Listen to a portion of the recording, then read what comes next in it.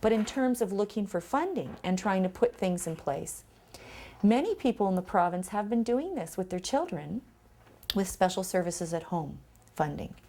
So special services at home funding is a type of funding in Ontario that is individualized and has been used to pay in-home support workers who can take take children or family members out and do things in the community and do some personal support at home. So we've practiced a lot in Ontario with this kind of individualized funding for 22 years. And so if people's frame of mind were to just continue, this has been about ensuring my son or daughter was included in community as a young child, and then start thinking about how to use it as a teenager for them to be more independent from me, and how to think about how much more funding is needed as my son or daughter goes to adulthood. So some families have, perhaps gone to agencies and said, could I have some dollars that are individualized that I could use for some day-to-day stuff, and added that little pot of money to their special services at home. Some communities have what they call dollars that are used for transition after high school, and that may be in other parts of the world too. In our province it's called foundations dollars, and they've been able to get a few, maybe some dollars to use and put that with their other dollars. In Windsor, Essex, people have been, in Windsor and Essex County I should say, people have been able to put the lives together that are seen on, on this project because of a variety of what we call pots of money. It's not as easy as you just ask and hopefully you get the whole lump. That has happened for people who are, some people, certainly over the years, people in group settings have got everything funded. By and large, people and families trying to have their family member included community as adults in this province don't have all the resources that are needed to pay for the personal assistance that is needed.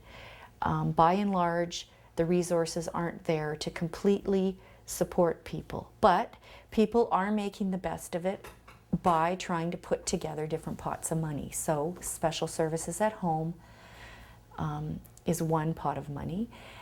In this community, people are able to ask for designated funding through an application process, and some families have what we call, as parents, individualized funding, which may be a small amount or a larger amount. Some families have accessed the foundation's dollars, which we call in our community Triple L plan, and some have received some what the agencies call in-home respite dollars. I don't like that word, because I think if our son or daughter have a life, we have a life. So if it could just be, dollars to have a life, that would be nice too. And so there are families who have put those 4 different pots of money together to ensure that there are enough support hours for their son and daughter to have a life in community. And those 4 pots of money that I've described in our province come through the Ministry of Community and Social Services. Then there are families who also are eligible for some health dollars of support. So if their adult son or daughter is needing some help with personal care, they may be eligible for some personal support hours through personal support worker hours through the Ministry of Health, through CCAC. Or if someone has some complex medical needs, they actually may need some support through a registered practical nurse through CCAC.